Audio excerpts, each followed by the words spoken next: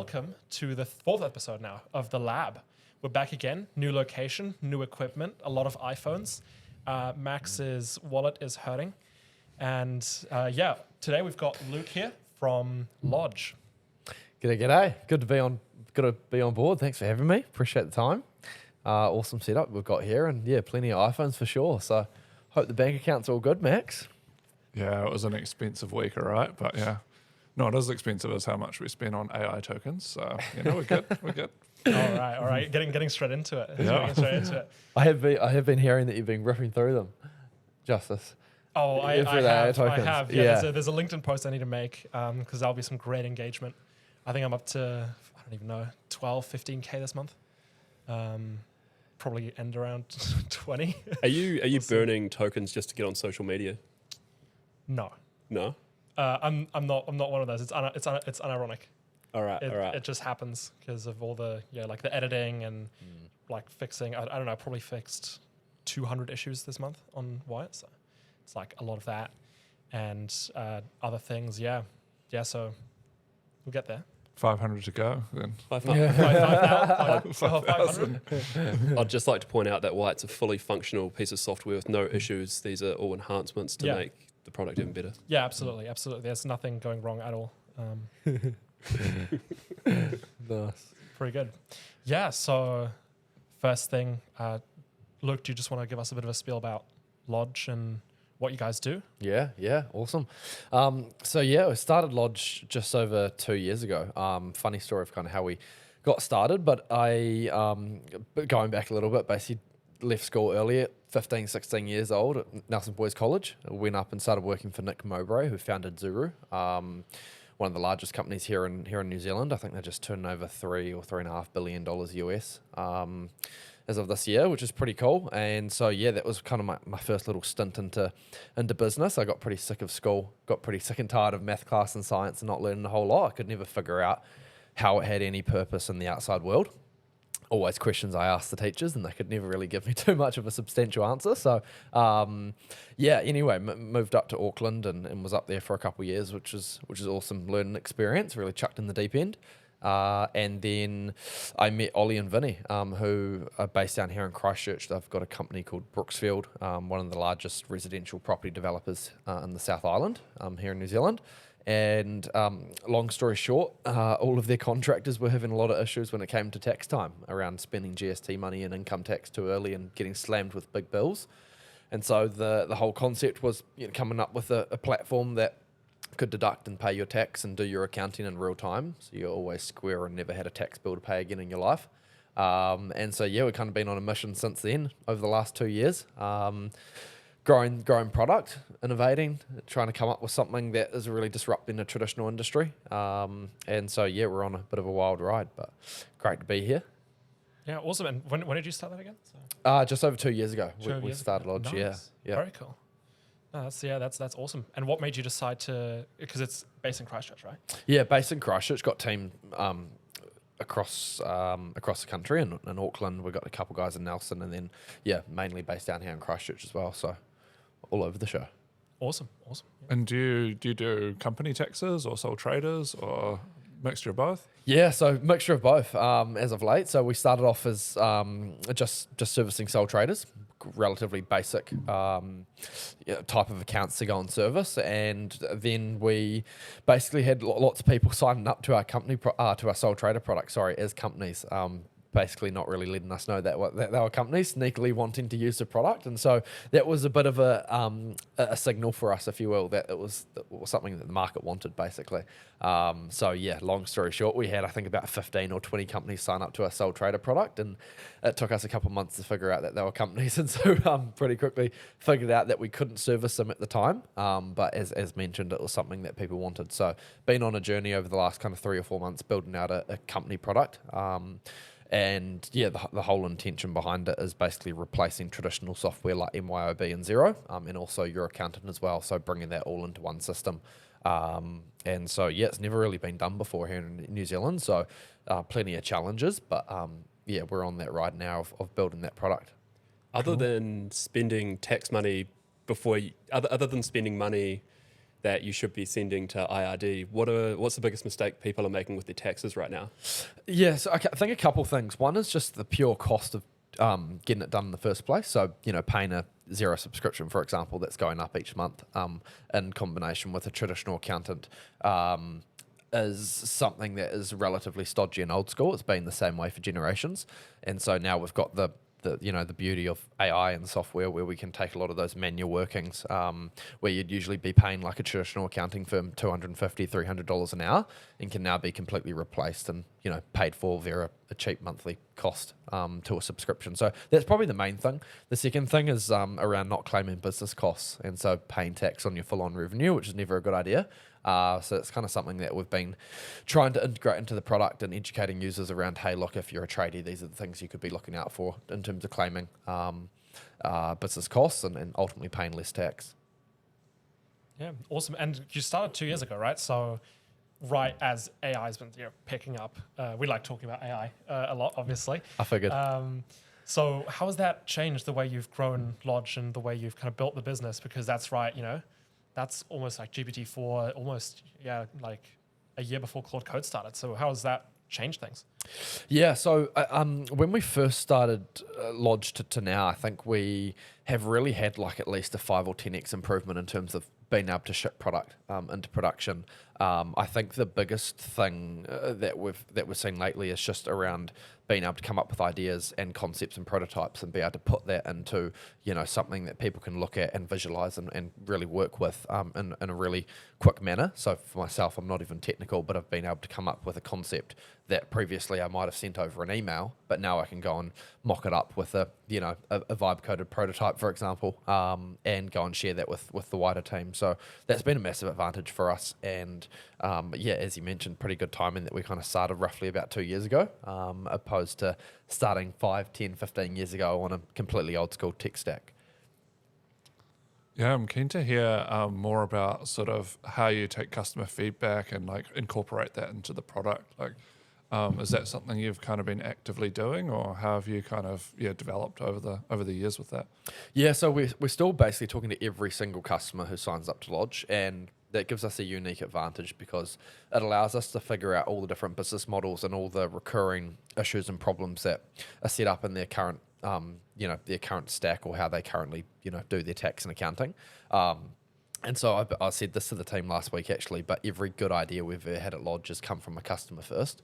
And I think that's, really insightful because it means ultimately if you can go and talk to lots of customers, understand what are the, recurring themes that are going on, and then go and build that product that they're ultimately asking for, that's a massive advantage. So what we just try to stay as close to the customer as possible.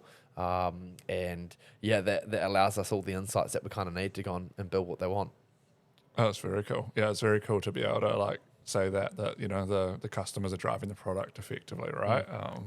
Because they know their business is the best. So it's like if they're telling you how they want things, then it's probably really relevant feedback. It's awesome. Totally. Yeah.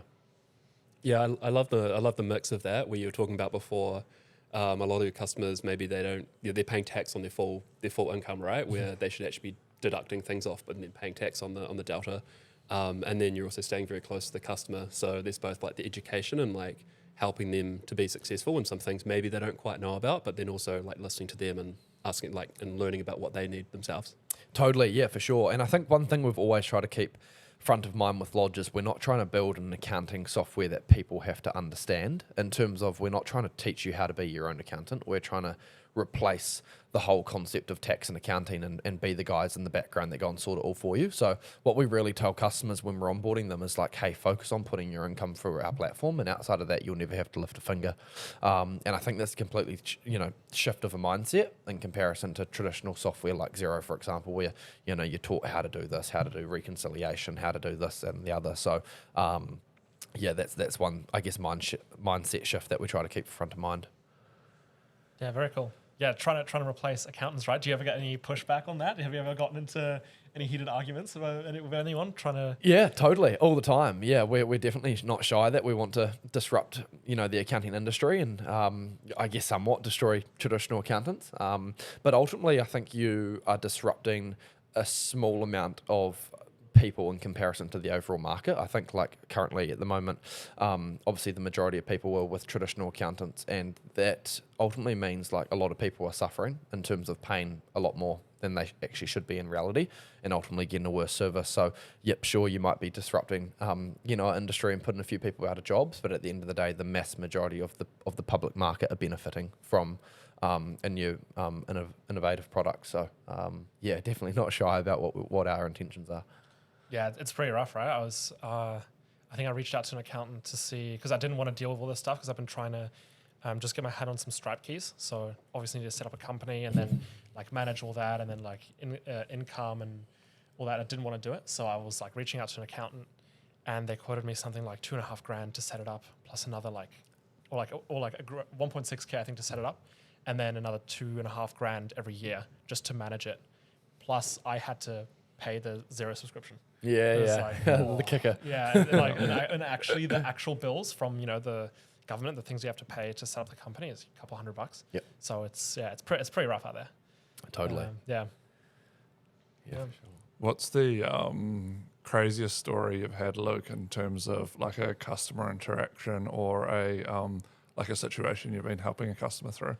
Yeah, probably one that popped up recently is we had a customer come on board and they had 18 overdue GST returns. Wow. Yeah. So, and basically hadn't been paying tax for a fair while. And we actually made a social media video on this. And I think it's good to mention now, but I think a lot of people have fear when they haven't been sorting their tax, and ultimately a lot of these people aren't not sorting their tax because they don't want to or they want to break the law. They're ultimately not doing it because, one, it's extremely expensive, but also confusing and relatively stodgy and old school to go and get done. And so I guess for us, it's about focusing on guiding those customers and helping them get back on track with the IRD, who we've got a great relationship with. So we try to talk about that all the time, and it's always better to speak up earlier rather than later to get onto the issue, as soon as you can. But ultimately, I think it's good for business owners to understand, and for entrepreneurs and self-employed people to know that there are options out there to go and get back on track,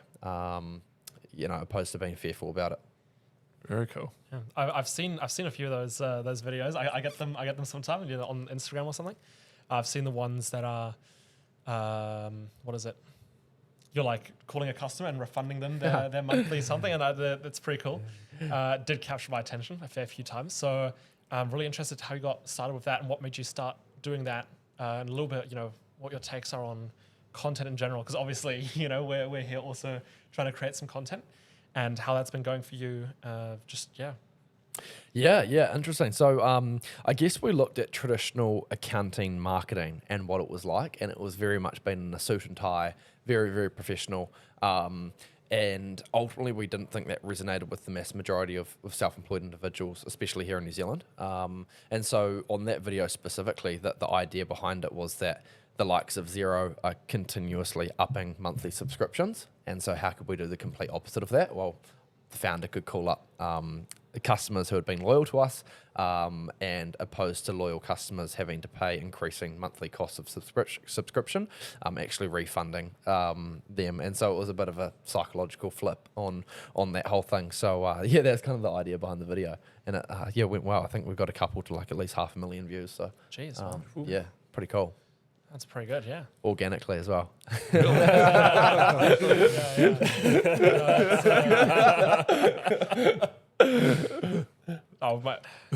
we cut that out? No, we leave that in. Yeah, and I love you've got to 500,000 organically without too much controversy, stirring people up. Yeah.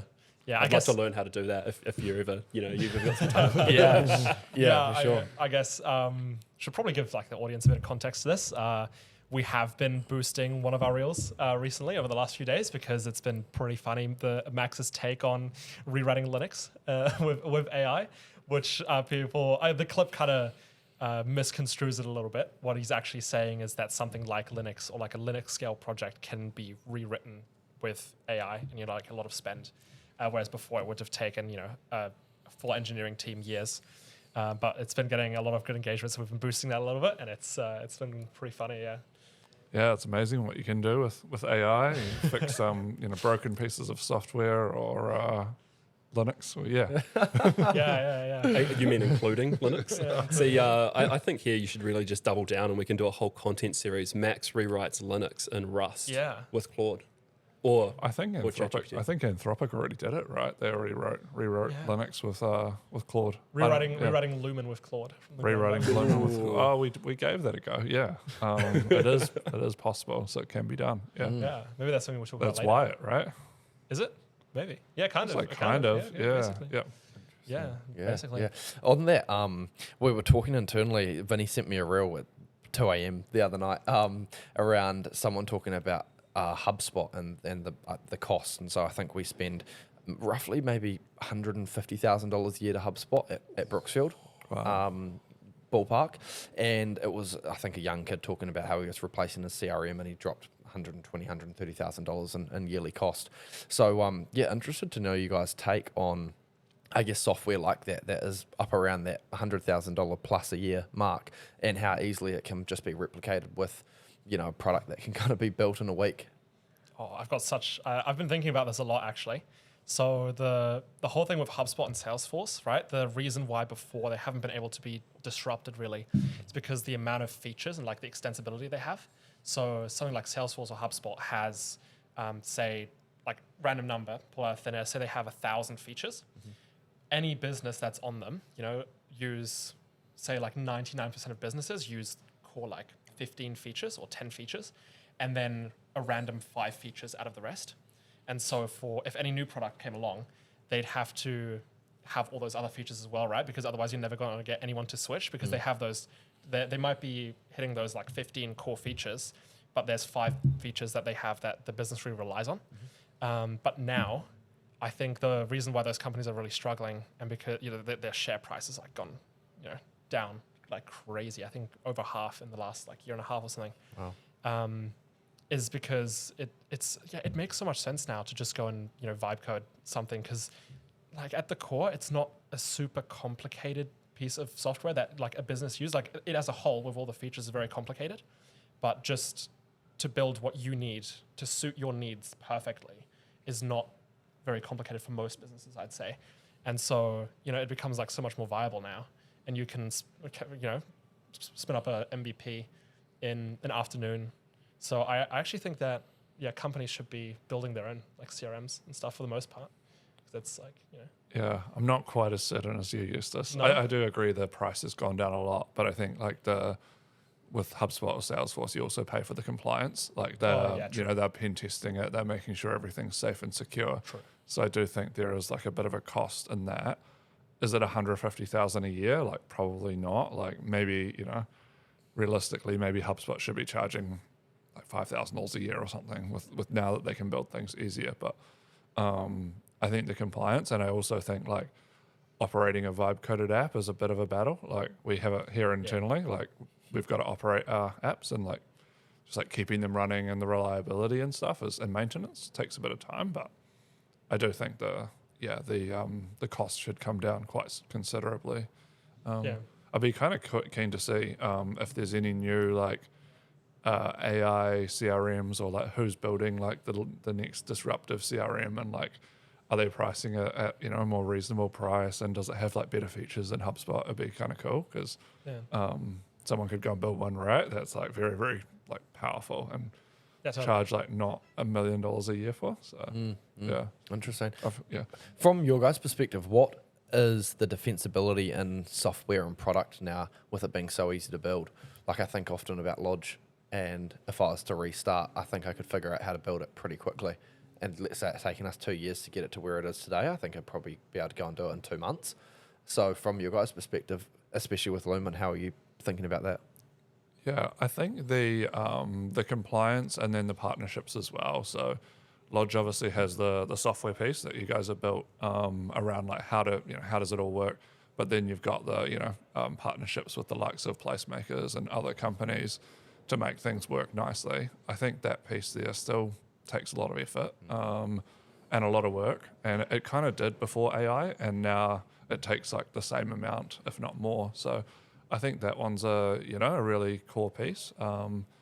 It does mean that software businesses have to become more than just the product. Like you can't just build a product and put it out there, you need to have the partnerships in place, the compliance in place, perhaps the services in place. Like I think you guys do help customers come on board when they, you know, are in a bad accounting situation or something like that, which I think is part of the business, right? So it's not just the software, from what I understand. Yeah, totally. Yeah. No, for sure. Yeah, I've been thinking about it, and yeah, I guess been coming across a similar type of thing. It's those partnerships, right? And also the brand, the trust that you're building with the customer, and as you mentioned, those services that you provide as well on top of it, that you need a bit of a team behind. Yeah. We've also started to build like much harder things at Lumen, which is quite cool. So things that we didn't think were like possible at all for us to build or work on, software projects that were very challenging. We've started to work on those and we build them fully with AI, but we can now do stuff that, you know, previously, like say only, I don't know, NASA or Google or something could build. We're like attempting those at Lumen now so that we can bring that technology to customers at a good price point. And it's still tough with AI, like it still takes us time and it takes us resources. It's just that previously it was not possible for us to work on. Now we can build and launch them. So yeah, I think that's probably similar for Lodg, where like like 5 years ago it would have been really hard to imagine that a company would come through and do what you guys are doing, and now you're just absolutely killing it. So it's awesome. Yeah, it's a compliance. Yeah, I forgot about that a little bit, but also for, you know, a lot of businesses that might not matter. Like, you know, it matters for bigger businesses, of course, but it'll also be interesting to see, where compliance is at in, 2-3 years, because everything's been shifting so rapidly, and it's really interesting. I'm very excited to see where everything is when the kind of basic infrastructure that we've been building on for years advances more, and we've seen this with, some of the more like cutting edge kind of tech, like Vercel and some of these other providers that have been really innovating really quickly and making it easier to host better stuff in better ways. Kind of. So I'm very curious to see how, where we're at in a year or two with that stuff, when it becomes even easier to do that. And it kind of, because kind of burning, I guess the candle at both ends, or however you want to say, because at the one time, building harder stuff gets easier because AI gets better, but also because AI gets better, the harder stuff gets easier to build because the existing infrastructure gets better to support it. So like, 5 or 10 years ago, adding auth to a product, like adding Google Sign-In or something, would have taken, I don't know, like a day, a week or something. Weeks, yeah. yeah. And Weeks now, to like get working well. Exactly, and now it's one prompt. And you could, it literally takes 5 minutes if you use the right, the right product. So it'll be curious to see what happens there. There's something about it. We're going a bit more technical here, Eustace, but there's something about it, I think, which is interesting, probably a little bit disappointing, and I'm keen to hear if you've felt this as well. So AI has taken out all of the like code development and product development piece. It now does that very easily.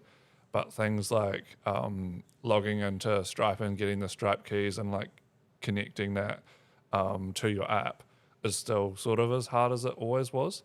But that's like the really frustrating piece. So I know for some of the technical stuff I've done, I've found myself like doing a lot more of that like boring admin stuff and less of the product engineering stuff. But have you felt the same, or? Yeah, but I think that'll also get solved as these newer projects get more mature. Because obviously, like configuring Stripe and AWS and stuff, like that's still the same as it was before. Because although I know Stripe has been innovating quite a bit, but maybe some of those others haven't really, because of course they have, like AWS has a lot more constraints, and they're a bigger company and have more stuff to worry about than a new startup, right? Like a Y Combinator startup that's like doing kind of like something in a very specific niche, trying to optimize it as much as possible. But yeah, I think we'll get there. That is the next piece to go, right? Like as Stripe might still be hard to integrate or like take a long time and be annoying, but there's other providers now that have started up that are really easy and are just, it's like if you choose the right tools, I think it's already there. And either the more mature tools get there, or they'll be replaced by newer ones. Like I just think that's the way it's going to go. Like that's just if it's annoying and hard to do now, that's an opportunity to build away because it's value, right? Definitely, yeah. Yeah. I'm keen to hear, Luke, how you found, like, how you got into product and just like how you found it building like early product and prototypes with AI and just in general as well. Yeah. I was actually just about to ask a question on that. Yeah. I was keen to understand, like, for someone especially that's not technical like myself, I guess I figured out the hard way about technical debt and building something that was kind of like a vibe coded prototype and then shipping it into production and then figuring out later down the track where to go and rebuild the thing in a more secure and scalable way. So I guess what would be like the key couple things that someone like myself could take away in terms of still building stuff really fast with AI and putting it into production, but doing it in a way where I guess it's a fine line, but where you don't have to exactly go back and rebuild the entire thing again. Yeah, that's a great question, and I don't have a really easy answer to it, but probably the one I can give you is like the story of Lumen and how we did that. So I'm a technical founder, so kind of originally created some of the code. I was super aware of technical debt and the idea of that like from day one. And then over the course of Lumen, like we've rewritten the whole code base at least 4 times for the same reason that you talked about, where we built it first, and I built an early version first in a programming language that was not really the right language for the job, and it had to be swapped out, so everything had to get rewritten, and then we rewrote it on top of a framework which ended up kind of going out of fashion, if you like, and also just like died, so we had to rewrite again in 2019 the whole app, which was a lot bigger at that time. We probably spent about a whole year of annual revenue financing the rewrite, which was like very stressful because it's like took all the money we made in a year and threw that at this rebuild. And the customers didn't really notice that anything had changed, but like we'd rebuilt everything. And then we currently went through one of those again recently, like earlier this year in March, where we realized that the way we'd built the code didn't work very well with AI development. And so we effectively needed to rewrite the entire application again. So I think even with like good planning and like good intentions, that having to rewrite and rebuild does come up. Of course, you can make good decisions to avoid it, so you can plan and do a bit of that. But really, I think it is somewhat inevitable. I think getting that advice at the right stage is important, though.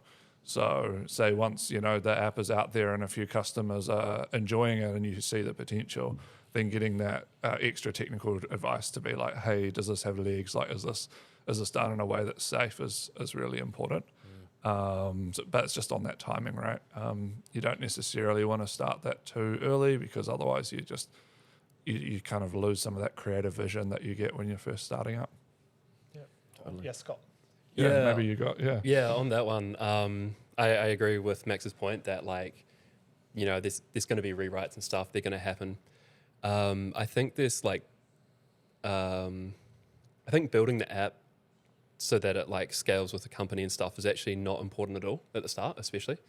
There's like probably 2 things that are important. One is making sure people can only access their own data, because you don't want to like build something, get lots of users, and then everyone's like tax returns are public, like not good. And then after that, it's just distribution. So I do think the most important thing is just getting a distribution channel going, because if you get some customers in, then you've got revenue, then you can like pay more engineers to go and like build this thing. But if you build like the best product, the most scalable thing at the start, but you've got no customers, it's kind of a waste, right? Like sometimes I see people, it's often like founders and stuff. It's like, oh, how did you grow your product? And they'll say, oh, we built the best product and it grew by word of mouth. But if you think about the mechanism, like, did they tell a friend and then their friend went to a party and told their friends and then now you've got like 10 customers? I don't think that actually ever happens. I get why people say it, because you want to protect your distribution channel and you don't want people coming after you on the same channel, right? You don't want too many competitors there, but I actually just don't believe it, right? So in terms of getting something out there, it's just, for me, like my advice would just be make sure that people can only access their own data and then just try to get some distribution on it, whether that's like Instagram or search or whatever it is. Yeah. There's easier ways to do that as well. It's again to the point of picking the stuff that makes it easy for you, because you can, like the architecture choice that you make and can make it really easy or really hard for you. So like, vibe coding a project onto Supabase will, in most cases, I think, make it more secure and much easier for you than vibe coding it straight onto AWS or like GCP or something, just because those are, that like that's Supabase's product, right? They make it easy for you to build apps. It's it's like that's their whole slogan. It's like the database for, startups or whatever. Whereas of course, AWS, GCP, Azure, that's not their kind of goal. So I think just picking the stuff that makes it easy and handles most of the stuff for you is a good way to go, because like Supabase will have a bunch of pre-configured stuff for you that you can just like out the box good to go, and they'll handle the way the way the AI then uses Supabase through their like SDK or something will also enforce a lot of stuff that you don't otherwise would have to think about. Whereas AWS is maybe more powerful, but you have to think about that yourself, right? It's more versatile. It's the like pro camera compared to an iPhone, right? That's I think a good thing to keep in mind. And of course, then you get into scaling stuff, but as Scott just said, like it doesn't really matter as long, if you have customers and you're having to move platforms because you have too many customers and the platform isn't scaling, that's a great problem to have. Why would you ever be upset at that? That's like the best case scenario, right? Yeah. So maybe Amazon, maybe AWS is a bit like filing your tax returns by hand, maybe with an accountant, and then Supabase is a bit like Lodg, kind of doing it for you. Okay. I like the analogy. Yeah. Awesome. It's great insight, especially for non-technical people like me. There'll be a couple golden nuggets that we can pull out of that. So, cheers. Yeah, totally. Yeah, and what kind of stuff have you been vibe coding? I'm pretty interested. Do you actually? What's your process of? Because are you vibe coding like straight into production? Are you? What's your? How you? Because you have some developers now. Like how are you handling that? Yeah, so no, we've got an awesome team. We've got a bit of a team over in Vietnam, and then also a guy here locally in Christchurch as well, who's a bit of a wizard from UC.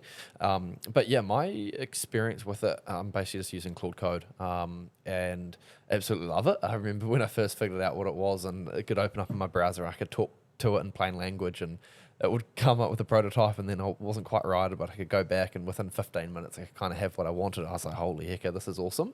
Because only, 18 months ago, it was like you might send an email explaining to a developer of what you wanted, and then they went and designed something in Figma, and then, 2 weeks later, a developer came back with, the first version. So that's really cut down from like a 2-week process into 15 minutes or 30 minutes, which is pretty awesome. But how I'm using it day to day is I basically try focus on talking to customers and then going and coming up with a prototype as quickly as possible. And this is a perfect scenario for someone non-technical like me. So it basically allows me to go and take a Zoom call with a customer, understand the issue that they're having. Oftentimes they come up with a pretty cool idea, or maybe it sparks something in my imagination, and then I can go away and kind of play around with it. And also problem solve, even if I haven't exactly figured it out, I can kind of talk to AI and say, look, this is the context of the situation. This is the issue we're running into, and how can we solve it? So, it's kind of how I'm using it day to day, and it's been a game changer. Very cool. Yeah. All right. Do we have any other? We've got 10 minutes before our ad spot. Running the ad spot this time. If you remember from episode 2, we're going to be getting some people to call in and pitch us their product live. So we've got 10 minutes until that. We want to talk about something. Yeah, I've got a conversation topic. We've got a divide in the table here. On this side, we've got dropouts, and on this side, we've got PhDs. I'd like to, I don't know what the most controversial take I can throw out there is, but maybe I'll just throw out there, like, is there value in credentials now? I don't know if that's a better question for us or you guys, really, because while we do have the split of like dropouts to PhDs, we also have kind of the split between like employers of a lot of people, employers of not a lot of people. So it's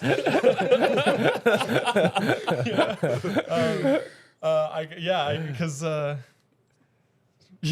the degrees are valuable to you guys, right? So I don't know what the best way to go at this is.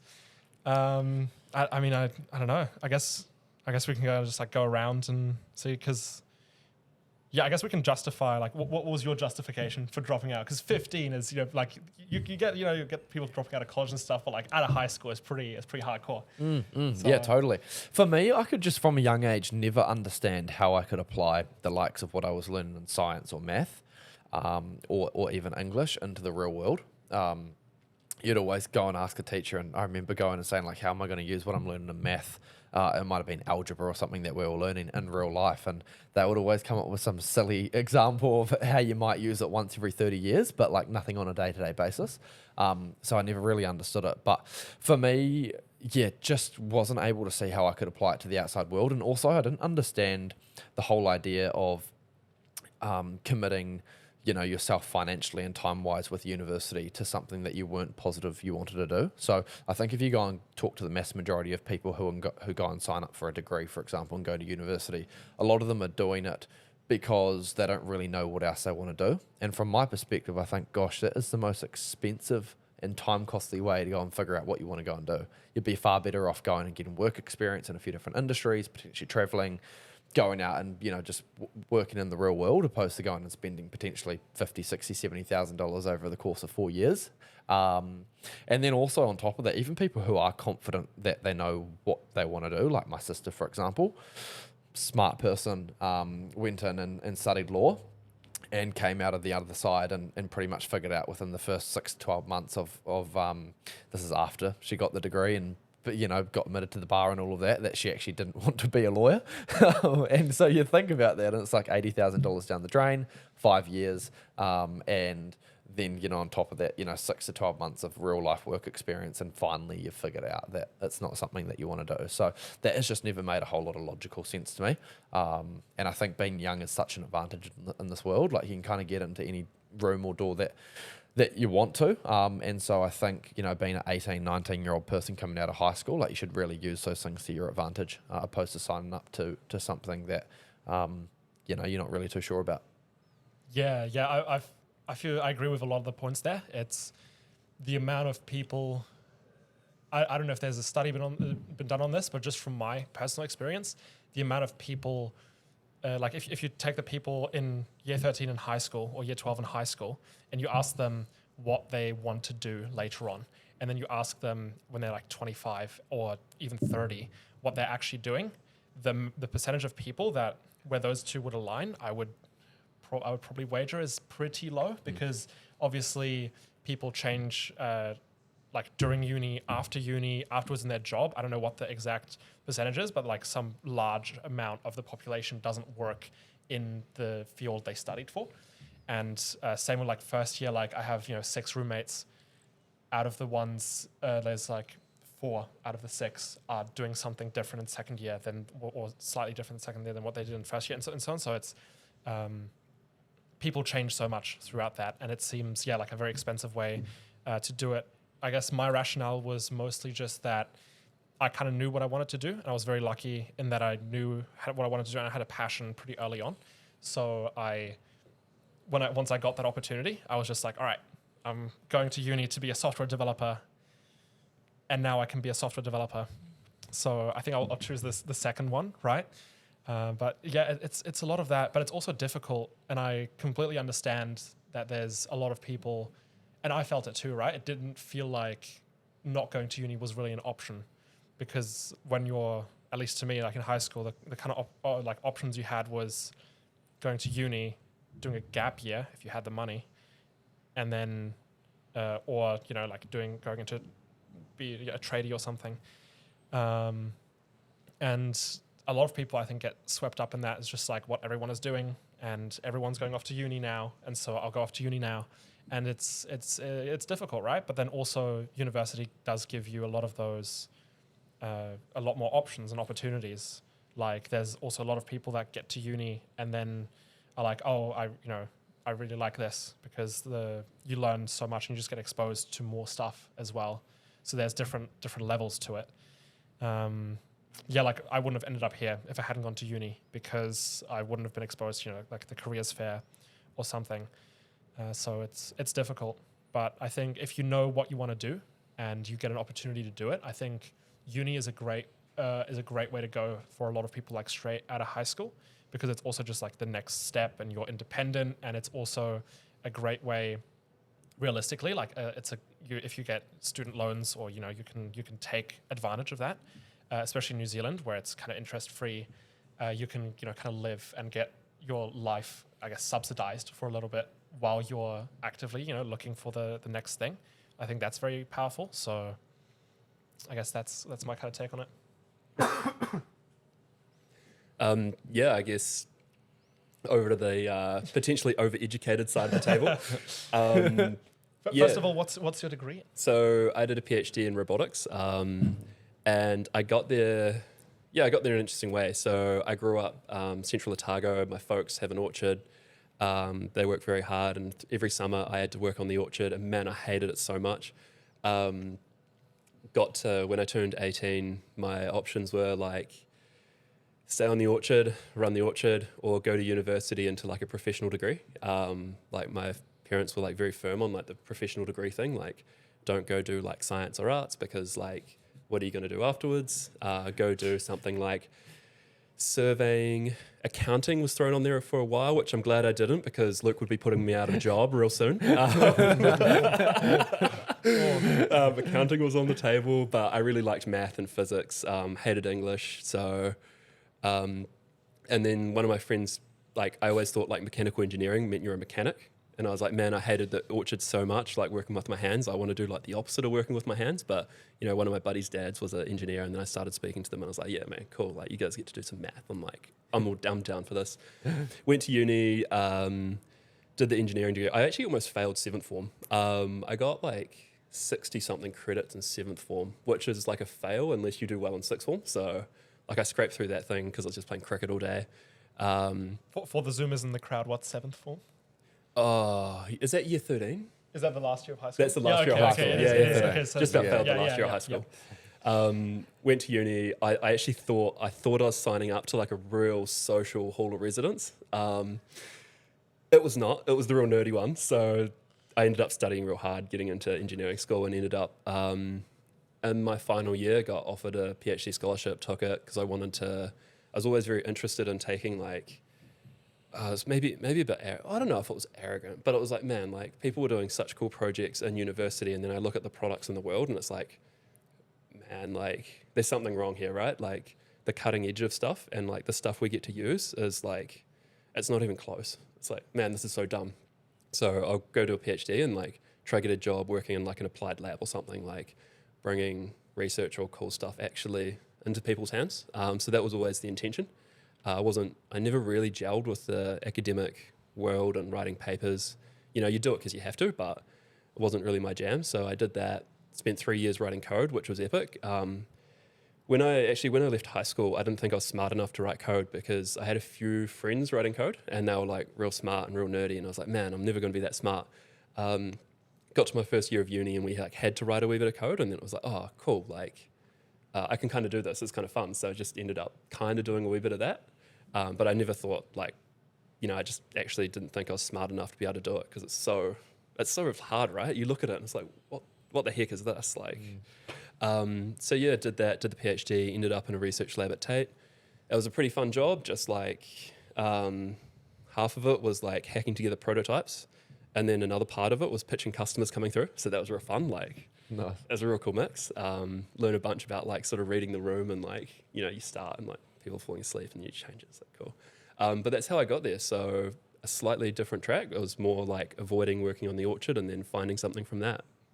But yeah, I'd love to hear, Max, your story of how you ended up with a lot of credentials as well. Yeah, definitely. I think from my side, I'm always interested in sort of creativity, but also what you're saying, Scott, around like why is the cutting edge technology, that you see at say universities or labs different from what's in people's hands. So that's kind of what drove me to do the PhD and get into it was the same sort of thing.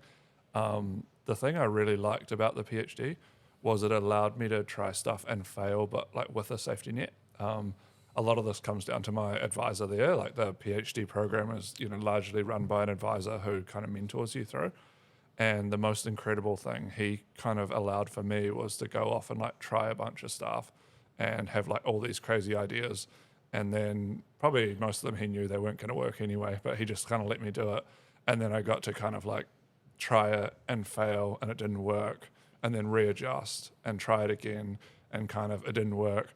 So over the period of the like 4 to 5 years I was studying, I got that exposure to all these different topics, and I also got a sense for like, you can try something and it might not work, but then you just like get up and try again, which I think has been very helpful for me in business, because business is pretty similar. Like you try something and it doesn't always work, and you kind of go again. We're getting a call. We're getting a call. All right, Go for yeah, it. it isn't that time. All right. Let's try this out. G'day, how are you? Hello. You're live. You're live on the lab. Oh, wow. Honoured. So, what do you guys do? So we're Howard's Videos. We're very excited. But essentially, we are building a videography system for real estate agents. But it kind of came about because with the rise of social media, we found that videography was one of the best ways to market a property, but it was just brutally expensive. Some people were paying up to $2,000 per video per home. And like with some of those lower value properties, it's just, that's the first thing that gets crossed off. Actually, we've even met people who have had to take out loans for their marketing package. So essentially, we have created an AI system that can create a real estate video just from the property photos. So a real estate agent sends us their property videos to our email bot, and then within about an hour, it will send back a video that looks pretty similar to a professionally videoed house. Awesome. And if anyone's interested in this, where can they find you? We have they can find us on howards.ai, or they can try and email our email bot at jasonfromhowards@gmail.com. Awesome. That's really cool. And how much does it cost? It's $200 for a video. Wow. What's the going market rate? It's so broad, but it ranges. The lowest we've seen is about $500, and the highest we've seen is about $2,500 for a video of one house. So we're substantially under the market. So we're opening up a whole new section for those lower value properties that couldn't previously afford video marketing. Wow, that's really awesome. Yeah, really cool. Yeah, thank you. Yeah, Appreciate it. No worries. Yeah, thank you so much for calling up. We'll be doing this again every single episode starting now. So Do we get to upvote, downvote? Is that upvote, like a downvote? thing? Yeah. So People can vote with their credit cards on howards.ai. Appreciate it. yeah, howards.ai, right? How do you spell that? HOWARDS.ai. Nice. And what was the email? Jason, so the name Jason, JASON, from howards@gmail.com. Awesome. He's going to get so much spam on that email now. It's just going to be non-stop. All like, 12 of our viewers are going to email them all at once. create me a house video. All right. No, thank you so much for calling up. Yeah, good. All the best with your product. Thank you so much. See you at the IPO. Look forward to hearing the video. Yeah, absolutely. Watch the lab. Awesome. Thank you. That was pretty good. That was cool. Nice. That's pretty cool. Yeah. That's cool. Look at that. More AI. That could be you, Luke. Yeah. It's not scripted. It's not scripted. You have to get in with the mix. Yes. All good. All Yeah. good. We have a lady next door. She's taking all the calls. Taking the call. Caller number 5 gets through. Exactly. Nice. Exactly. No, that's pretty cool. Sorry, Max, you got disrupted. Yes, I got halfway through. Yeah. I was just saying, I think the coolest thing about like the PhD for me was I got the chance to try a whole lot of different things. So actually I should go back. My PhD, similar to Scott, but it was in robotics, mostly civil engineering and computer science. I was looking at how you can make robots navigate around a construction site.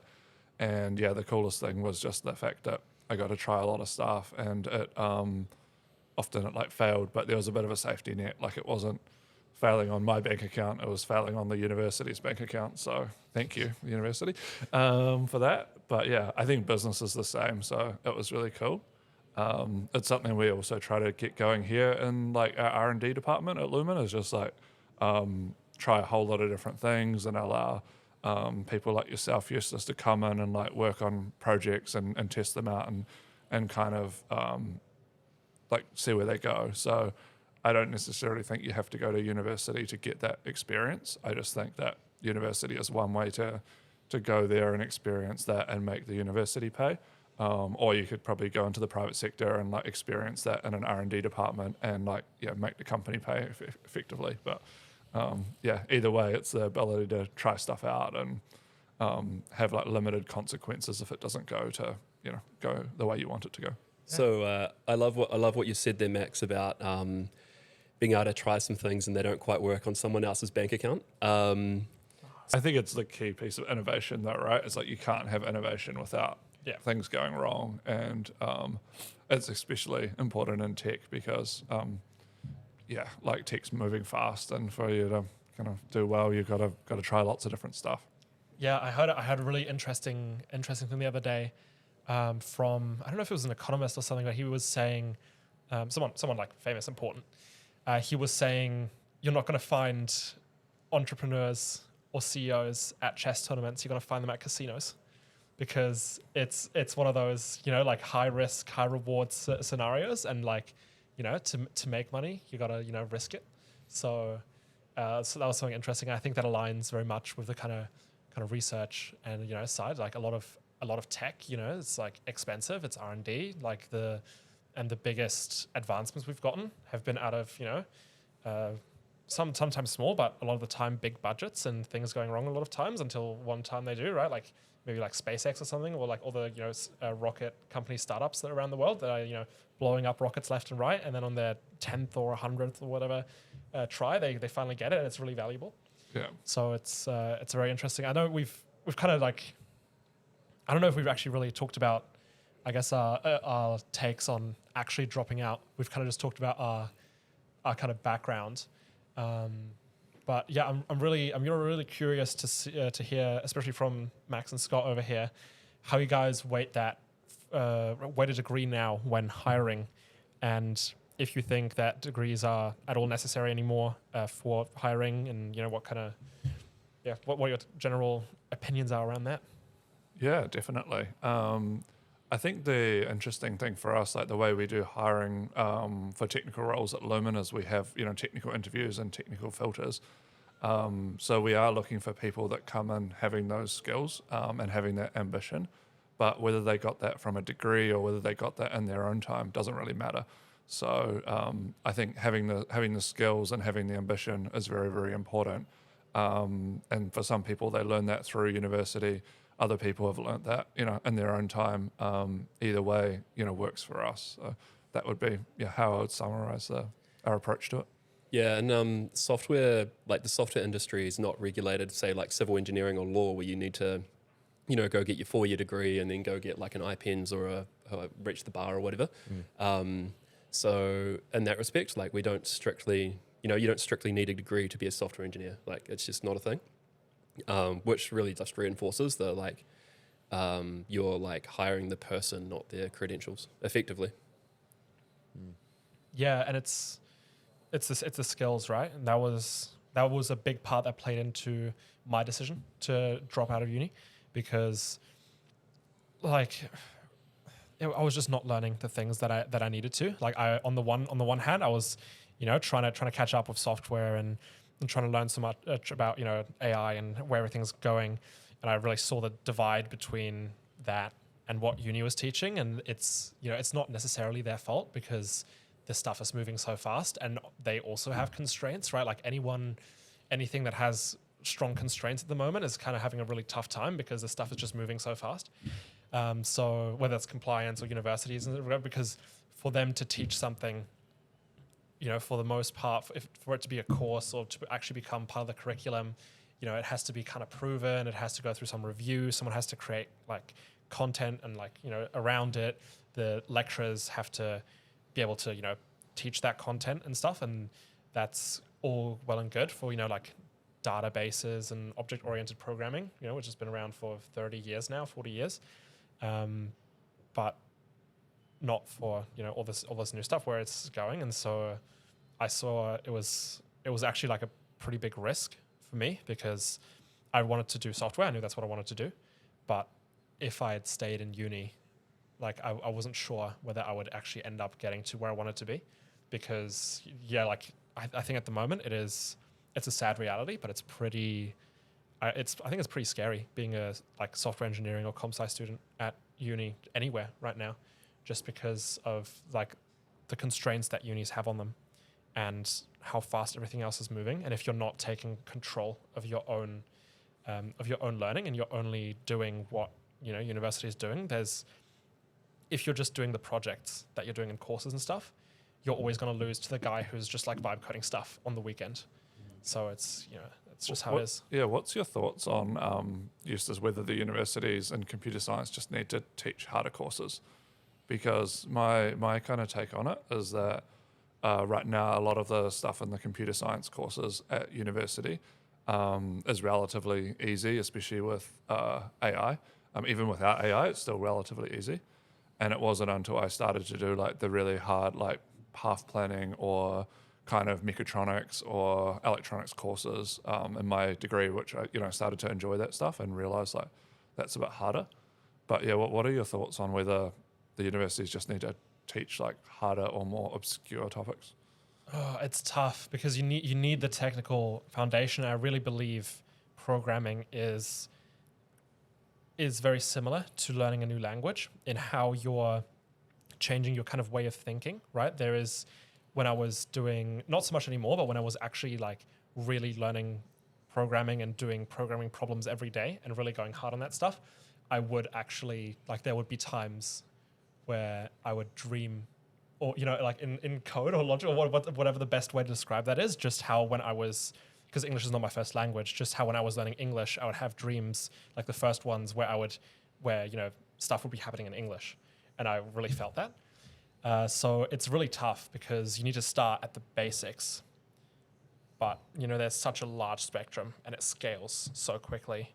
And it's really tough to, do that, because I think the way you do well in software now is like you have to be passionate and you have to be onto it, because if you're not living and breathing this stuff, like especially at the moment, you're like gonna just be left behind to some degree. Now, I'm sure I don't know if that's gonna stay this way or if that's but it's like a really really big shift, and there's so much happening. If I don't think it's a problem for people who are now like, or kids that are now like 10 or something. When in 10 years when they get to university, I think it'll be different. But especially right now, it's a really tough time where software engineers that I don't know what your perspective is on this, but my perspective is that almost like a software engineer who doesn't use any AI tools and can't use them, they just don't understand it, is almost almost at the same state as someone who doesn't really program to like a business. Well, like at least here at Lumen, right? Like if someone is I think probably pretty similar to that, but I also think it's like potentially the most exciting time ever to be a software engineer, because you can go and like rebuild Linux in 2 weeks.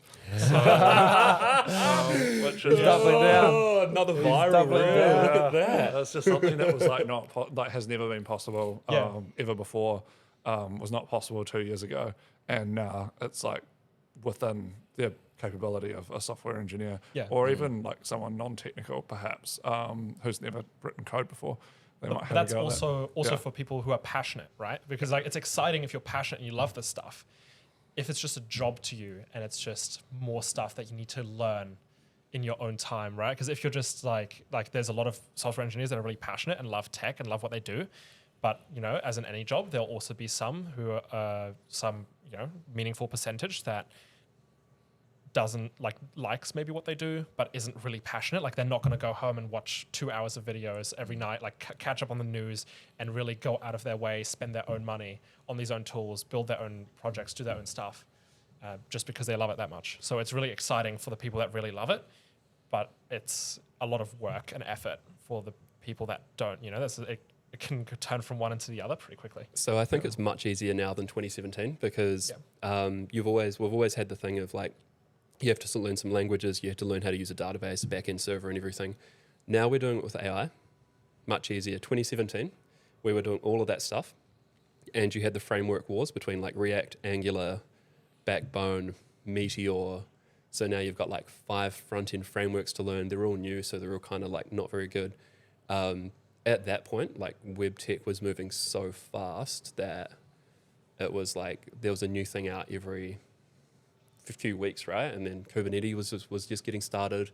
If you wanted to deploy a web server, you had to go set up Nginx or Apache. Like, I think stuff was actually way harder back 2017 or even before, like when Lumen was started than now.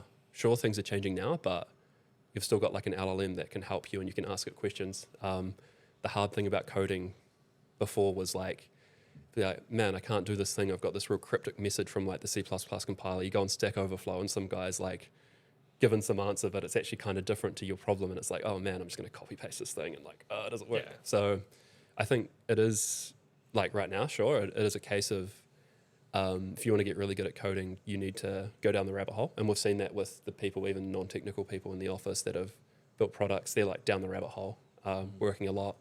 I think it's always been the case though. Yeah. And like it is easier now, but also it's more expensive because what you could substitute in like 2017 with just learning this stuff and putting in the hours, you now have to substitute with dollar bills out of your wallet because you need to pay for the tokens, and tokens aren't cheap. It's one of those. It's real tough. You do need to pay for tokens unless you work for Lumen, the best place to work in New Zealand. Along with Lodg. We will pay for your tokens for you to learn how to do this stuff. Yeah. Boost that reel. Go on. Do I need to put a hot take about Linux? Come rewrite Linux with us. Yeah. No, it'll be curious to see actually how many New Zealand companies are that kind of have the same uncapped kind of like token spend structure, I guess, or not uncapped but very, very lenient. Maybe they're quickly going out of business. Yeah, it's interesting. It's interesting. Yeah, but then there is like OpenAI giving $2 million in credits to startups and things. So it's also that. It's really, really interesting. There's so much happening like all around, and it's crazy. Yeah, it's partly why we're doing this now. Yeah. I'm curious to hear, like, are there any times when you're like, oh man, I should have just stayed in school? Like, 'cause being a founder is tough, right? It's like things are always going wrong. Like it is a battle.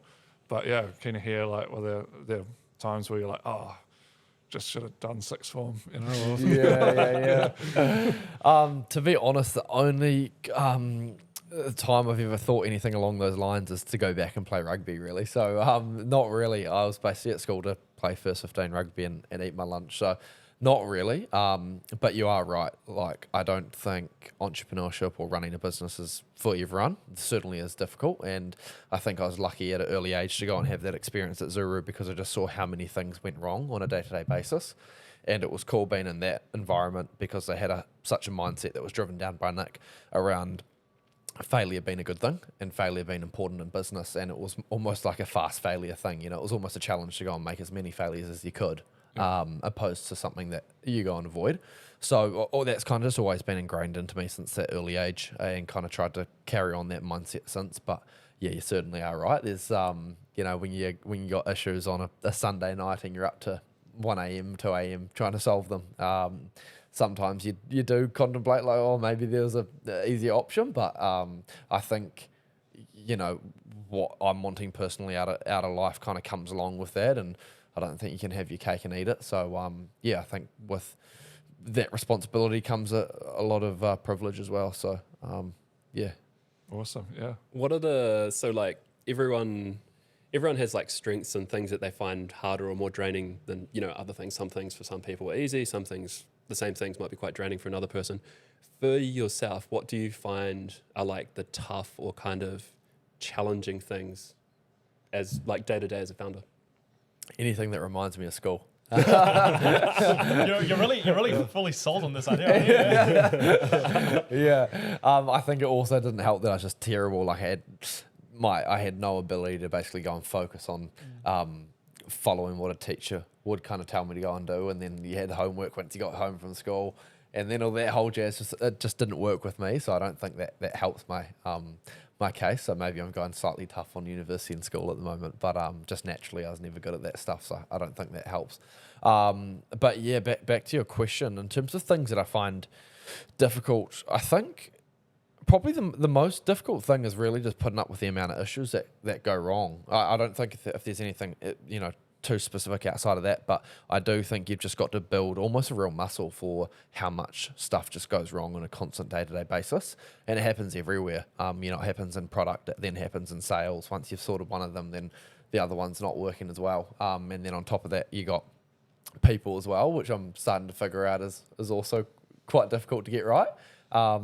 So yeah, kind of managing those three things is, I guess, it's a constant battle. But at the same point in time, I think it's an exciting challenge, and that's kind of how I try to view it. And I think if I didn't view it that way, it would be a pretty difficult battle, pushing shit uphill really. So yeah, that's my take on it. How does the conversation go when you're maybe talking to an accountant, they maybe know you're trying to shake up their entire industry, and then you drop that you left school at 15? Yeah, I think those roll their eyes, It never goes too well. I haven't actually had too many one-on-one conversations with accountants. Usually it's the customer leaving an accountant and we'll maybe send an email to the accountant. Is not usually my job to go and do, which is nice. So haven't had too many interactions, but yeah, I'm sure they wouldn't be too happy about it. And also, I want to stay on the dropping out of high school thing a little bit more longer. Get the real nice content out of that. Are you just wondering if you should have dropped out earlier? You're like, I made it all 5 years too late, man. It's going back. I don't think I would change anything, and I had to take the order of steps that I did. But it's a real confidence thing as well. Like, it doesn't seem like an option for a long time. Like, it was only really when I talked to you, and you kind of gave me that option almost. Like you got like, or you were like, hey, let's stay in contact. Like, we'll have an internship when you want it. And I was like, how about a job? And then it was kind of that. It was a bit of that, and just what I'd done before. And yeah, it's a real confidence thing, right? Like, cause how did you? Because you talk to 9 out of 10 people who are at uni right now. They would not drop out, right? Because to some degree, it's a safety net, because that's what you're taught. You go to uni, you get a degree, and like life's gonna be all right, because you can just like use that, and that takes you on to the next thing, right? It's the order of steps, order of operations, and if you break that, it's a real, a bit of untested territory, and you're kind of on your own, because the whole, I guess, like system is built around supporting you through those steps, right? Like high school, university, then onto that, and once unless you get to like third year of university, really, and like no one's really helping you out getting a job or anything.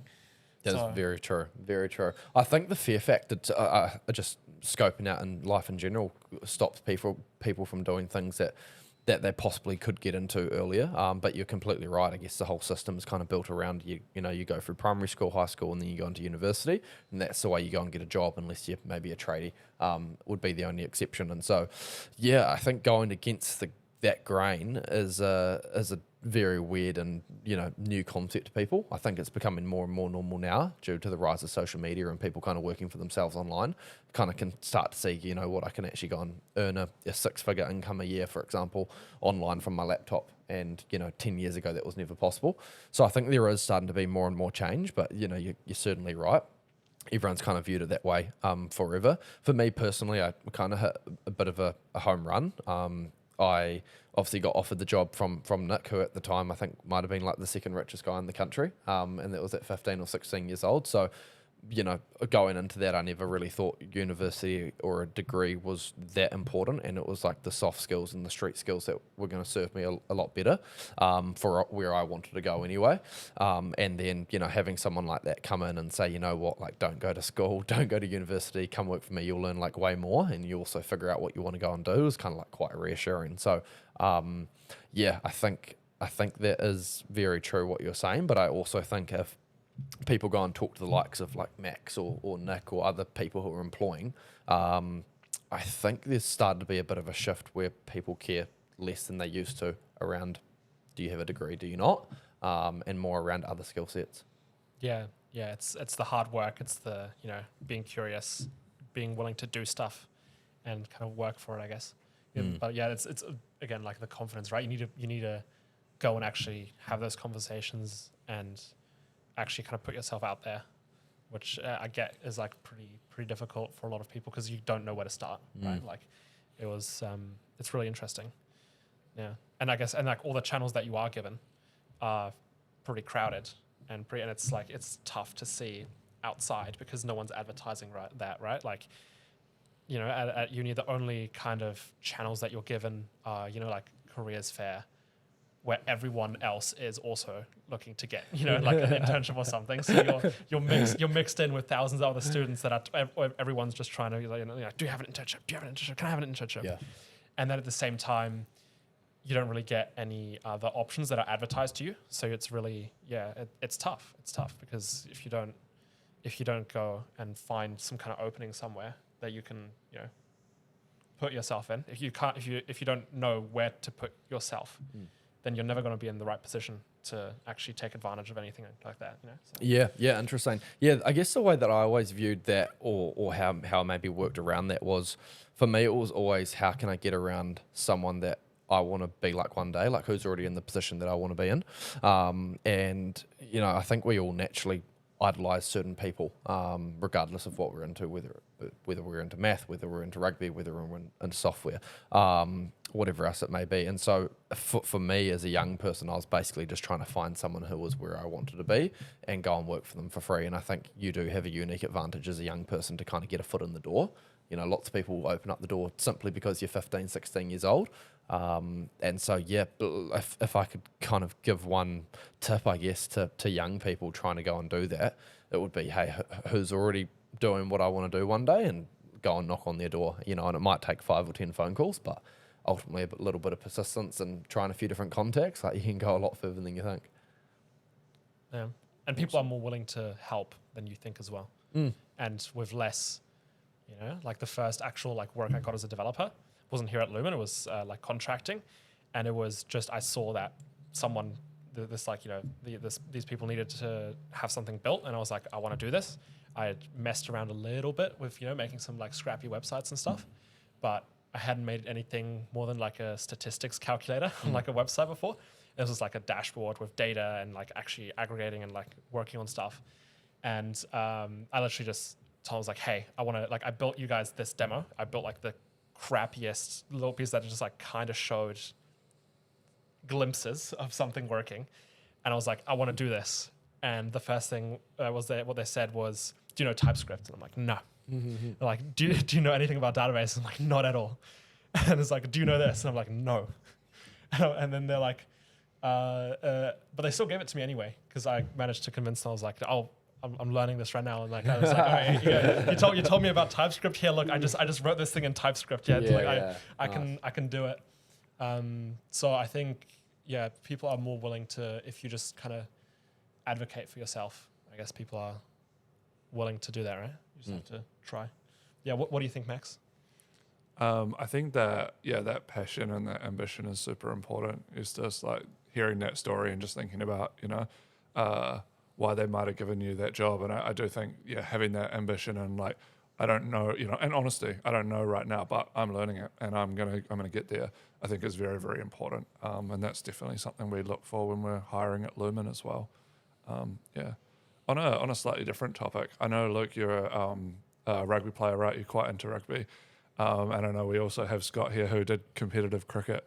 I'm keen to hear just a bit about your rugby career. And I don't know much about it at all, but keen to hear about that side. And just find it interesting that we've got two people at this table that are super into competitive sport as well. Bit of a theme, maybe.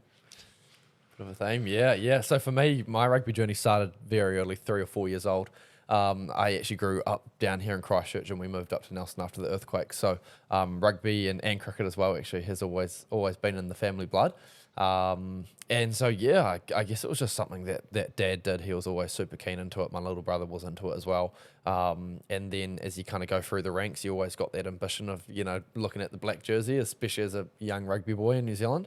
But I guess before that, potentially like playing first 15 rugby for your high school and just continuing to go through. So, rugby has always been a massive part of my life.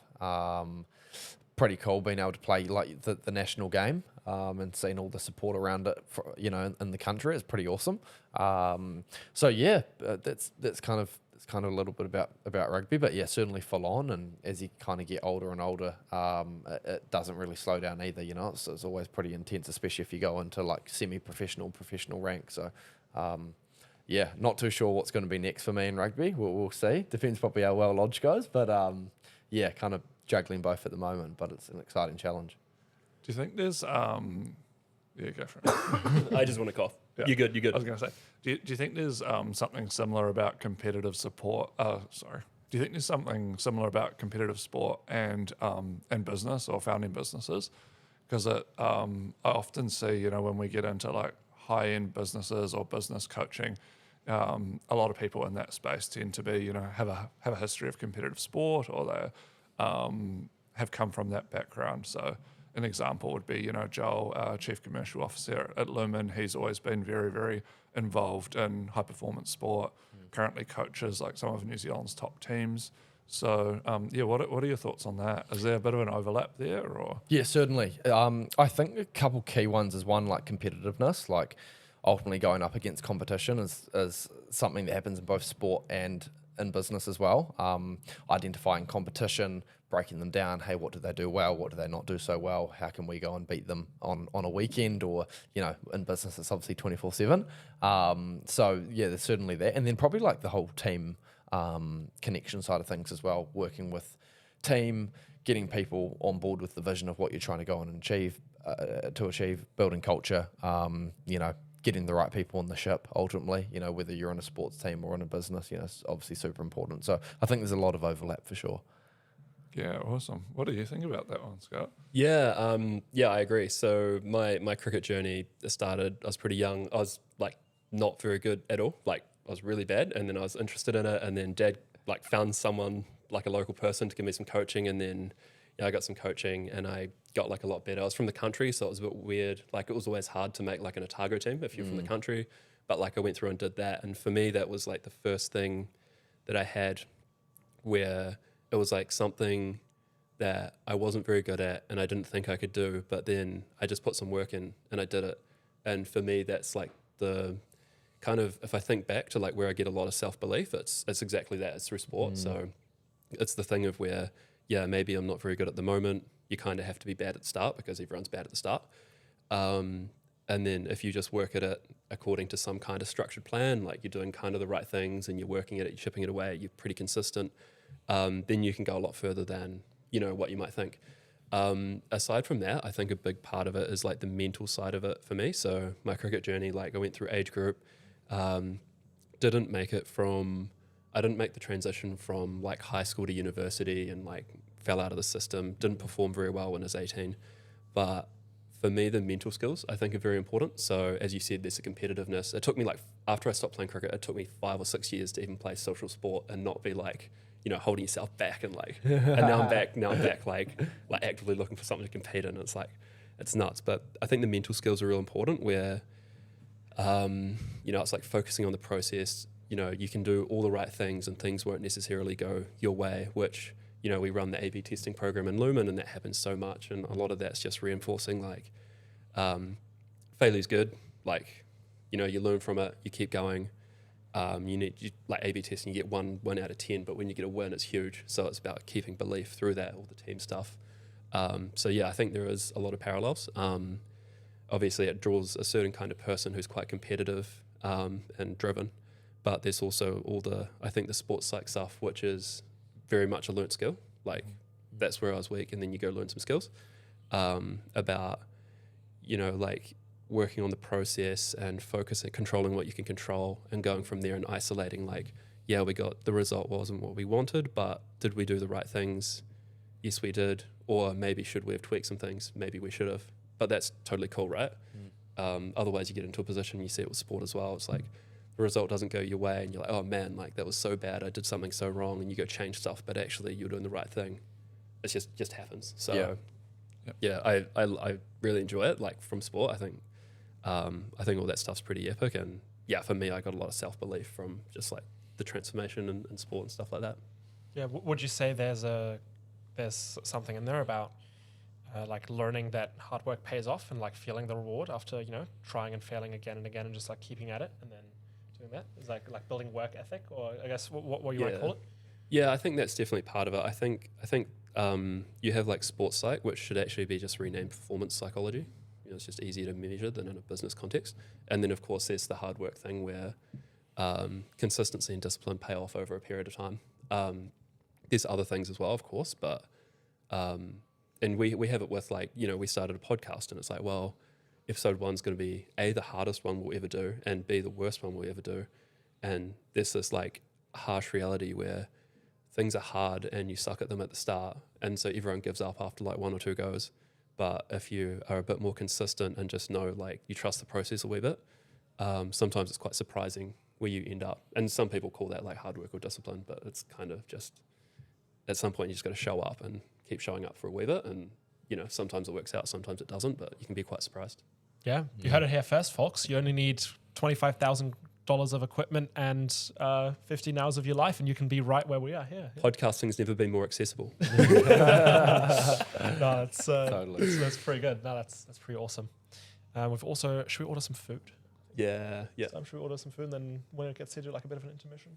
Yeah, let's do that. And I've got one last question for Luke before we order absolutely. food. Yeah. Go. I forgot what it was. It was a good one too. Oh yeah, it's if you could, or what would success look like for Lodg? Like if everything went really, really well, and you know Lodg was where you kind of want it to be, what would that look like? Yeah, I think as a starting point anyway, being the default accounting platform in New Zealand. So I think the first goal is to be the biggest tax agent in the country. So basically have the most customers and yeah, I think that is because we have so much belief in our product, and we understand that if we have a lot of customers on our product, then ultimately people are having a really easy solution to go and get tax paid and get their accounting sorted. So yeah, for us, probably being the biggest tax agent in the country would be the next step. Yeah, nice. Do we want to talk a little bit more about kind of hiring? Because obviously you're hiring developers. Max is kind of hiring developers. Maybe a little You're bit more hiring out. developers, Eustace. Yeah. Yeah. I'm doing You it. need someone to review the code. I'm doing it. Have I not been doing a good job? Am I not timely enough? No. I'm sorry, but yeah, Max has been doing a lot of the reviews, and it is. I get it. I absolutely get it, but it is kind of like well, I'm doing it the best way, right? Because I don't have to pay for any of it. It's great. The reviews, the coding, the people we're hiring, everyone. Yeah, they're free, huh? The tokens. Yeah, like why would anyone start a company when you can just like, you know, spend someone else's money? It's great, wonderful. On the hiring, like that's probably something that Lodg can learn off Lumen, but like, what process do you put people through for hiring? Because obviously we all agree that getting like the right people on the ship is just absolutely vital. The difference between hiring right and hiring wrong is like massively costly. So yeah, how have you guys gone about that? And is there any key couple things that a young founder could focus on if they're hiring their first couple employees, for example? Yeah, I think values alignment is really important. So figuring out, you know, what is the company trying to achieve and what sort of people would thrive in that environment. So for Lumen, you know, we're in an environment with a lot of competition. We're trying to disrupt that market. So we need people that are curious, that are passionate, and that are like into that sort of disruption side. But that might be quite different from another business. Like if you are doing a business in, say, social media or like film or creativity, you might want to be hiring people that are just got a different value set and a different skill set. So I think getting really clear on that is important. For the first few hires, it's helpful, but even after that, it's even more helpful because you start to like get good at identifying people that align with kind of the value set. and then you start to build up a really, really cool team. So that's one.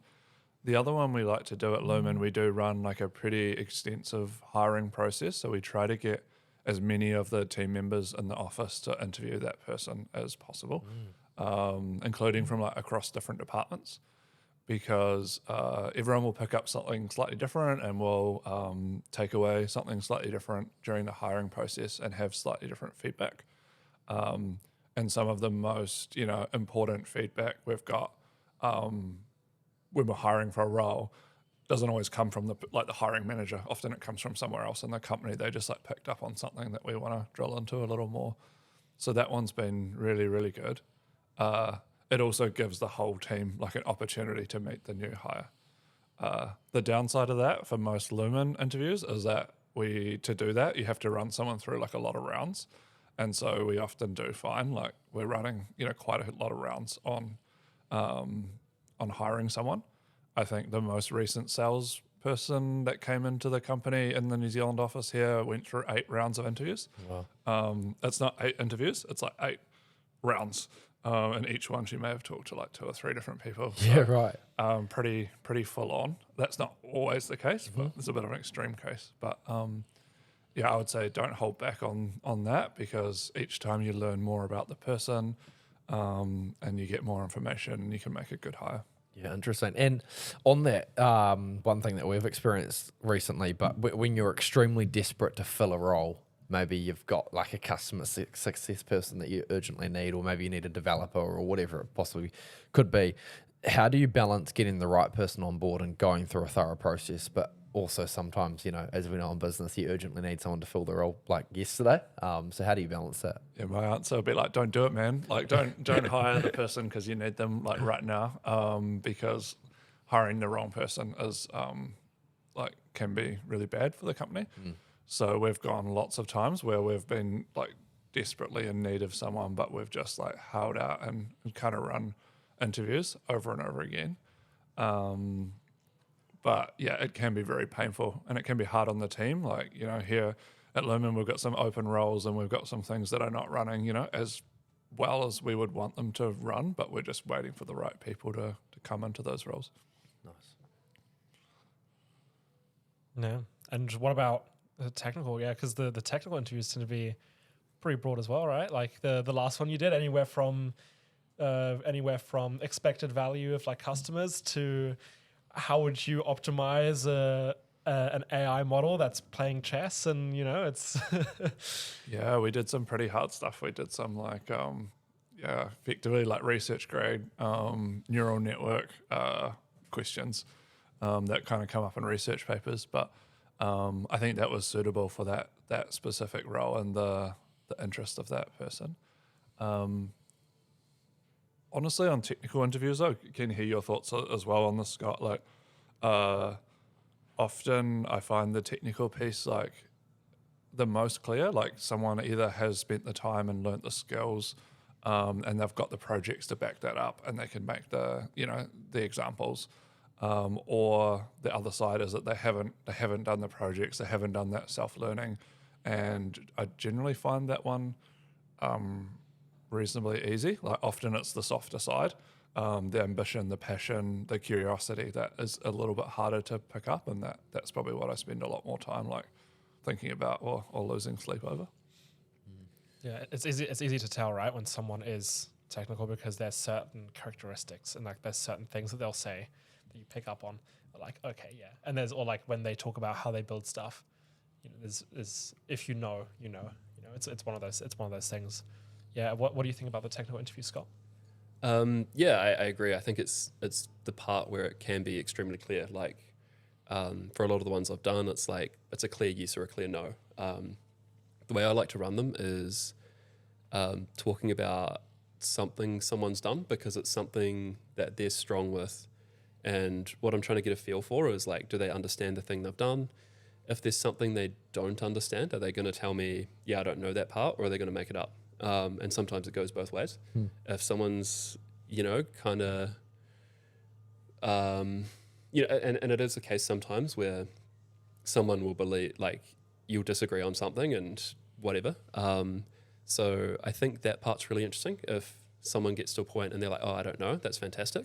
If they get to a point and they'll throw something out there and double down on it, it's a little bit hard because you know that when you're going to be working with this person, if you're going to have a conflict, it's like that's going to be the mode, and it might not be the easiest. You might not be able to navigate certain situations where correctness, there's some parts in a technical project or something that it's critical that it's correct. Or if you don't know, you try and mitigate or figure it out. So yeah, I really just like to talk about something they've done, something they're strong at, and get curious about like, do they know it from first principles, or like whereabouts does that end? And I think the candidate you're talking about, Max, we also talked about chess engines, like heuristic optimization, a bunch of stuff around that, just because that's something they'd recently done. So of course I'm like real curious to see like what level do they understand it at? Like, will they go from first principles, and like do they understand the trade-offs of different things? Yeah. And what about you, Luke? Because you've obviously hired a few technical people, but as being someone who's not technical, do you do that yourself? Do you get someone else to do it? How do you kind of manage that? No, I've absolutely never done a technical interview in my life, so I would never clue someone else. So no, I haven't done that myself. Obviously got the advantage of getting the recommendation from Max and Lumen around using DSV overseas, and so that's been awesome for us. But yeah, outside of that, wouldn't have a clue, so I won't answer anything there. It's all good. It's all good. Yeah, I think we've talked about a lot of different things. We talked about dropping out of university or high school, even more extreme. We've talked about hiring and kind of working with AI, startups with AI. What else have we talked about today? Rewriting Linux. Rewriting Linux. Max, I've got one final question for you. Yep. What are your thoughts on the current state of Linux, and is it possible for us to rewrite Linux and finally have the year of the Linux desktop? Yeah, I think so. I've used Linux in a lot of different contexts and in its variants, right? I think as a server side technology, it works very well. Runs most of the internet, and has been highly optimized for that. But when I used Linux in university as like a productivity tool, I found that the UI was always a bit clunky. The drivers weren't quite working that well. For anyone who's ever tried to do, like 3D graphics on Linux, they'll know that the drivers don't work out of the box, and you got to like hack them a little bit to get them going. So I reckon if I was to go and improve that, I would just rewrite the front end aspect of it. So all the UI drivers, all of the user experience, and leave the core as is. Don't break what's not already broken. Don't break what's not already broken. So but build a new front end for the whole thing. Linux, don't break what's already broken. All right. That sounds like a bit of a Subway issue there. If you don't like Subway, I mean, you're the one who made the sandwich, right? If you don't like the UI, you're the one who customized it, right? So I'm looking forward to this new distribution, Luminix. When you're rewriting the front end, I have noticed that some of the NVIDIA proprietary drivers are better than the open source NVIDIA drivers. Would you be looking in your new distribution, are you going to look to rewrite open source good drivers, or are you just going to default it to the proprietary ones? Oh, that's a great question. I'm very excited for what AI does with open source. So I would open source it all, rewrite open source drivers. I think that's fantastic. And then the models are going to get trained, like the future models are going to get trained on that same code base. And the models are going to be better at working with that code base. So yeah, keep it open source, rewrite those, get them working properly, finally. Rewrite the whole lot. You heard it here first. And Exactly. The one chance to get a leather jacket, Max. One chance. That was. Let's not use NVIDIA. Let's use the open source ones. That's pretty good. I think NVIDIA open source a lot of their drivers as well. That's one thing that I've always been very impressed on, but just not their Linux drivers. It's pretty cool. And they're the good ones too. Yeah. All right, no, that's pretty good. There's some excellent clips in there. It's going to be a lot of rage baiting going on. Max has solidified himself as most viewed attendee. Oh yeah. Well, he's you really wanted. Don't you? What are you going to rewrite, Scott? Start talking. Well, I tried to rebuilding zero. I tried to come in with my clickbait, and it's been vetoed by you. So unfair playing field. Dropping out of uni, dropping out of high school, playing cricket. No. Linux. I'm gonna rewrite Linux. Just whenever we have anything, Max just goes, all right, we're gonna do it. We're gonna do it. I rate it. I think we should talk more about rewriting Linux. I think just we once do. per episode till we get some clips. I think we do one of those like long live streams where you like stream until you rewrite Linux. Yeah. I think it's like a marathon, one of those. Sponsored by Red Bull and other caffeinated products. Yeah. I've got one harder for you though, Eustace. So when I was doing my PhD, a lot of it was on autonomous navigation, and a lot of the work I did was similar to like autonomous cars or like related to that. And I went. I'll get to the point, the kicker soon, but I went to an autonomous car lab where they were developing these things out, and they had like a giant red button right in the middle. And I asked the engineer, what's that? And he said, well, that's like the stop everything button, because he doesn't trust the code to, he wrote the code, or like his team wrote the code, and he's worried about how fragile it is, because they know all the ways it can go wrong. So he's got the big button there that will just kill everything, because he doesn't otherwise trust the self-driving car. So the question is, would you ride in a vibe-coded self-driving car? Like, would you, if there was like an Uber out there right now, and it was like Uber came out and said, hey, this is a fully vibe-coded experience, would you trust it? I mean, that's a loaded question, right? Because there's a large spectrum of what you consider vibe coding. On the one hand, you have, little Timmy made this on his laptop in Claude Code in a weekend, and then there's that's like the one. Uber. That's the one. That's the one. Oh, I don't know about that. I don't know about that. That's like.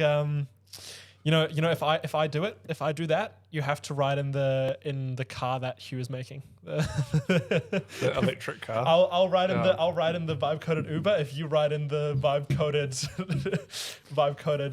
what is it's like 200 kilos of lithium Yeah, batteries not- duct taped together. not even lithium. It's like the other ones. Yeah. Lipos, yeah. Yeah. Oh yeah. Yeah. It's squashed down with a hydraulic press to increase efficiency. What did they say? Yeah. That the batteries were swelling when they discharged them quickly, so they just put them in a really small box so they couldn't get any locked bigger. and tight. Yeah.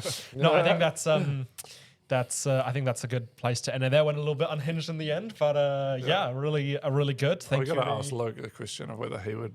Yeah, well, actually, that's a good point. Yeah, would you do it, Luke? Would you ride in the vibe coded Uber? If I'm vibe coding it, no. If you are, probably higher chance. You or Really? Max or Scott. Well, I've got a product to sell you afterwards. Time to use Wyatt. Thank you very much for coming on. It's been great. And I hope you're cool in the future. Of course, yeah. I'll be lodge 5 a little p.m. bit. Wednesday next week. And it was some great topics. If there's one thing that you'd want people to take away from this episode, what do you think it'd be? One thing to take away from this episode: tune in again next week. I think obviously just an awesome podcast. Great to see what you guys are doing and what you're building. I think this is the 4th or 5th episode that you're into now. So hopefully that the word continues to get out there, and hopefully this episode will help that. Thanks for having me on, and absolute pleasure to be here. So, cheers. Absolutely. How Anytime. about you don't need a degree to do it everywhere, to do half the country's accounts? Yeah, exactly. Yeah, something like that. All right. Thank you, and tune in next time.